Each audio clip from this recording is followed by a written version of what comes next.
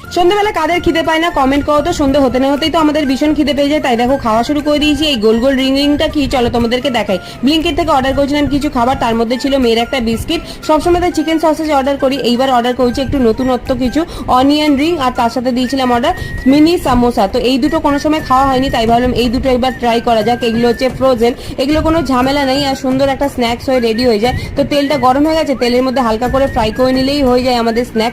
তো দেখো অনিয়ন রিংটা রেডি হয়ে গেছে, এবার মিনি সামোসাটা একটু তেলের উপরে হালকা করে ফ্রাই করে নেবো। মিনি সামোসাও আমাদের ফ্রাই করা হয়ে গেছে। এবার এর উপর দিয়ে দেবো একটুখানি চাট মশলা, চাট মশলাটা দিলে একটু টেস্টটা বেশি আসবে। এবার চলো খেয়ে দেখা যাক। অনিয়ন রিংটা দেখো কি সুন্দর গোল, খাবার আগে মেয়ে আর আমি একটু খেলে নিলাম, তারপর চাট মশলা দিয়ে খেয়ে দেখলাম সত্যি এই ফ্লেভারটা অনেকটাই সুন্দর। তারপরে মিনি সামোসাটার পালা, এটা ট্রাই করবো। এটা গরম ছিল বলে মেয়ে খেতে পারলো না, এটার ভেতরে না পুরো পিৎজা স্টাফিং ছিল। তোমরা আগে এই অনিয়ন রিংটা আর মিনি সামোসা খেয়েছো কিনা কমেন্ট করো। সন্ধ্যেবেলা তোমরা কি টিফিন করলে সেটাও কমেন্ট করতে ভুলো